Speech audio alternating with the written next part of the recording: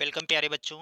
आज हम सब एनसीईआरटी क्लास सेवन्थ के एन एलियन हैंड के second chapter bringing up Kari का स्टडी करेंगे। सो प्यारे बच्चों, before starting this chapter we will study the main point of this chapter. Kari a 5 month old baby elephant. Kari जो कि एक बेबी एलिफेंट है, यानी एलिफेंट का बच्चा है, वो 6 महीने का है।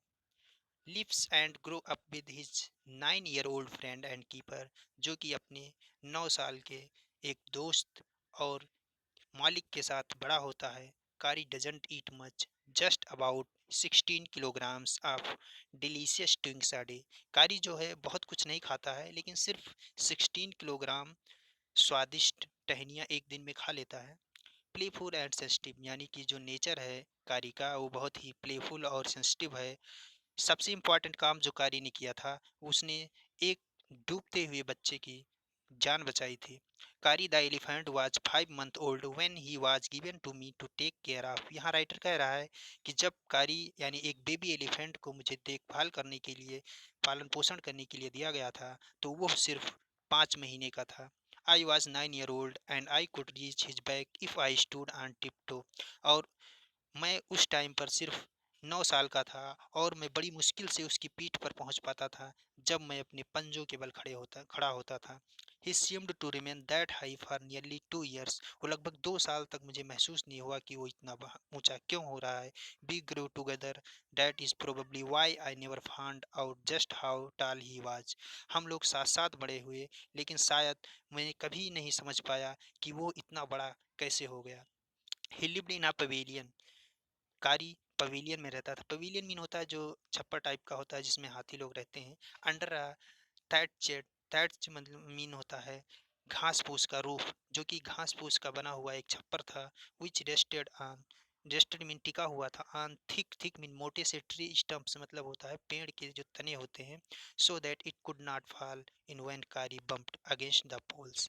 यानी वो एक घास फूस के बने हुए छप्पर के नीचे रहता था, जो कि एक मोटे से पेड़ के तने पर टिका हुआ था। और वो इसलिए था क्योंकि वो गिर ना जाए जब कारी बम्प मीन धक्का दे। उस पोल के अगेंस्ट जब कारी धक्का दे तो वो गिर ना जाए और वो उसको हिला ना दे। One of the first things Kari did was to save the life of a boy. और सबसे इम्पोर्टेंट चीज़ जो कारी ने किया था उनमें से एक ये था कि कारी ने एक बच्चे की जिंदगी बचाई थी। Kari did not eat much but he never मतलब फिर भी needed 40 pounds of things a day to chew and play with. Kari बहुत ज़्यादा नहीं खाता था, फिर भी उसके लिए 40 पाउंड टहनियों की एक दिन में ज़रूरत होती थी, और वो उसको च्यव करता था या चबाता था और उसके साथ खेलता था। Every day I used to take him to the river in the morning for his bath. रोज़ सुबह मैं उसे नदी नदी पर नहलाने के लिए ले जाता था। He would lie down on the sand bank. और वो किनारे पर बालू में लेट जाता था। वाइल आई रब्ड मतलब रगड़ता था him with the clean sand the river for an hour. और मैं लगभग घंटों तक साफ बालू से उसको रगड़ता था। After that he would lie in the water for a long time. उसके बाद वह पानी में काफ़ी समय के लिए लेट जाता था। On coming out his skin would be shining like ebony. Ebony means एक आबनूस का पेड़ होता है। और जब वो नहाकर वाटर से बाहर आता था तो उसकी जो स्किन होती थी वो इस तरीके से चमकती थी जैसे आबनूस। And he would squeal, squeal mean चिंगाड़ता था, with pleasure as I rubbed water down his back. और जब मैं उसकी पीठ को रगड़ता था पानी से तो वो खुशी के साथ चिंघाड़ता था, चिल्लाता था। Then I would take him by the ear. इसके बाद मैं उसको कान को पकड़कर, हाथी के कान को पकड़कर उसे ले जाता था।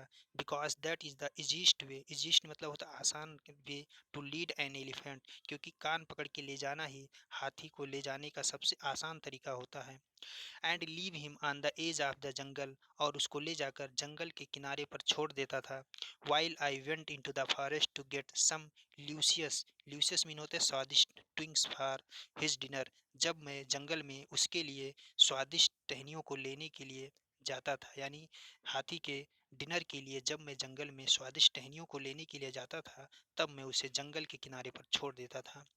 One has to have a very sharp hatchet mean होता कुल्हाड़ी, to cut down these twigs. और मेरे पास ट्विंग्स यानी टहनियों को काटने के लिए एक बहुत ही नुकी तेज कुल्हाड़ी था। It takes half an hour to sharpen the hatchet. और ये लगभग आधे घंटे लेता था इन सबको काटने के लिए। Because if a twig is mutilated mean कटा फटा होता है, an elephant will not touch it. क्योंकि अगर कोई भी टहनी कटी फटी होती है तो एलिफेंट उसे टच नहीं करता है। It was not an easy job to get twigs and sapling for Kari. इस प्रकार से कारी के लिए टहनियों और छोटे छोटे पौधे लाना कोई आसान काम नहीं था। I had to climb all kind of tree to get the most delicate. Delicate mean होता है छोटा या मुलायम, एंड टेंडर ट्विंग्स। इसलिए मैं हर प्रकार के पेड़ पर चढ़ जाता था। आ- छोटे और कोमल टहनियों के लिए मैं हर प्रकार के पेड़ पर चढ़ जाता था। As he was very fond of young branches of the banyan tree. ये हालांकि वह बरगद के पेड़ के नई नई शाखाओं का बहुत ही ज़्यादा शौकीन था। Which grow like a cathedral of leaf. Cathedral mean होता है ये एक प्रकार का बड़ा गिरजाघर होता है, वहाँ की जो पत्तियाँ होती हैं और शाखाएं, और यह गिरजाघर की पत्तियों और शाखाओं की तरह ग्रो होती थी, बढ़ती थी। I was gathering some one spring day in March. यानी स्प्रिंग के मौसम में, मार्च के महीने में मैं कुछ टहनियों को इकट्ठा कर रहा था, जब I suddenly heard Kari calling to me in the distance. तभी मैंने कारी को अचानक दूर से चिल्लाते हुए पुकारते हुए सुना। As he was still very young, the call was more like that of a baby than an elephant. हालांकि वो इस वक्त तक अभी बहुत ही छोटा था और इसके पुकारने की आवाज़ बेबी एलिफेंट की तरह लगती थी। I thought somebody was hurting him. मैंने सोचा कि कोई उसे परेशान कर रहा है, तकलीफ दे रहा है। So I came down from my tree. इसलिए मैं अपने पेड़ से नीचे उतरा। And ran very fast to the edge of the forest. इसलिए मैं दौड़ता हुआ बहुत तेजी से जंगल के कोने पर गया। Where I had left him, जहाँ पर मैंने उसे छोड़ा था। But he was not there, लेकिन वो वहाँ नहीं था। आई लुक्ड ऑल ओवर, मैंने हर तरफ देखा। But I could not find him, लेकिन मैं उसे नहीं खोज सका। I went near the edge of the river. मैं पानी के वाटर के किनारे गया। एंड आई सा a black something struggling above its surface. Struggling, struggling, struggling mean होता है संघर्ष करना। मैंने देखा कि कोई काली चीज पानी के सतह पर संघर्ष कर रही है। Then it rose higher. इसके बाद में ये थोड़ा ऊपर उठी। And it was the trunk of my elephant. तब मैंने देखा, जब ये चीज थोड़ी और ऊपर उठी तो मैंने देखा कि यह मेरे हाथी की सूंड थी। I thought he was drawing. मैंने सोचा वो डूब रहा है। ड्राइंग मीन डूबना होता है। I was helpless because I couldn't jump in to the water and save the 400 pounds of him, since he was much higher than I. मैं उस वक्त बहुत मजबूर था, क्योंकि मैं अपने आप से लगभग 400 पाउंड भारी उस हाथी को कूद कर नहीं बचा सकता था। बट आई सा him his back rise above the water. फिर मैंने देखा कि उसकी जो पीठ है वो पानी में ऊपर उठ रही है। And the moment he caught my eyes, और उसी समय मैंने उसको देख लिया। He began to trumpet and struggle up to the shore. वो चिल्लाना शुरू किया और किनारे पर आने के लिए संघर्ष करता था। Then still trumpeting he pushed me into the water. उसी समय चिघाड़ते हुए उसने मुझे पानी में ढकेल दिया। As I fell into the stream, और जैसे ही मैं धारे में गिर गया, आई सा a boy lying flat on the bottom of the river. तो मैंने देखा कि वहाँ नदी के बॉटम पर एक लड़का फ्लैट लेटा हुआ है। He had not all together मतलब पूरी तरह से टच्ड बॉटम। वो पूरी तरीके से पानी के बॉटम पर टच नहीं है। But was somewhat afloat. Somewhat मतलब होता थोड़ा बहुत, एफ्लॉट मीन होता है तैर रहा था। यानी वो बालक पूरी तरीके से पानी में डूबा नहीं था, बल्कि थोड़ा बहुत तैर रहा था। I came to surface of the water to take my breath. मैं पानी के सतह यानी ऊपर सांस लेने के लिए बाहर निकला। एंड दियर कारी वाज स्टैंडिंग। तो मैंने देखा कि कारी वहीं पर खड़ा था। His feet planted in the sand bank. उसकी जो पैर थी वो बालू के किनारे पर टिकी हुई थी and his trunk stretched, stretch मतलब होता है फैली हुई थी, out like a hand waiting for me, और उसकी सूंड जो है वो फैली हुई थी, ऐसा मालूम पड़ता था कि वो मेरे उस वो हाथ हाथ की तरह मेरा इंतजार कर रही हो। आई डाइव डाउन अगेन, मैं दोबारा पानी में गोता लगाया and pulled the baby of the drowning boy to the surface, और मैंने उस डूबे हुए लड़के को सतह पर खींचने की कोशिश किया। Not being a good swimmer, मैं एक बहुत अच्छा तैराक नहीं था। आई कुडंट स्विम अशोर, इसलिए मैं उसे तैर कर किनारे नहीं ला पाया। And the slow current was already dragging me down, dragging मतलब खींच रहा था, और जो स्लो करंट था यानी धारा था उस रिवर की, वो धीरे धीरे, वो पहले ही मुझे नीचे खींच रहा था। सीइंग अस ड्रिफ्ट, ड्रिफ्ट मीन होता है बहते हुए, तो seeing me,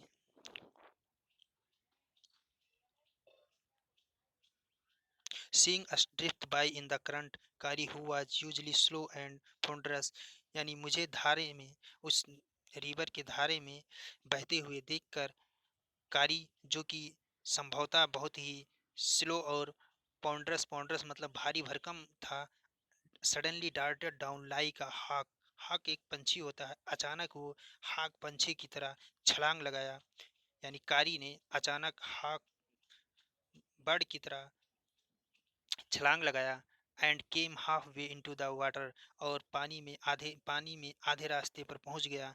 Aaysa where I saw him stretch out his trunk again, फिर मैंने वहां पर देखा कि वो अपने सूंड को फिर से फैलाए हुए है। I raised up my hand to catch it, मैंने अपने हाथ को ऊपर उठाया उसे पकड़ने के लिए। इट एंड स्लिप्ड, लेकिन मैं उससे स्लिप कर गया। I found my self going under the water, मुझे महसूस हो रहा था कि मैं पानी में नीचे जा रहा हूँ। But this time I found that the water was not very deep, लेकिन उसी समय मुझे महसूस हुआ कि पानी बहुत ज़्यादा गहरा नहीं है। So I sank to the bottom of the river, इसलिए मैं पानी के रिवर के सतह पर आ गया। एंड डाउटेड, डाउटेड मीन होता है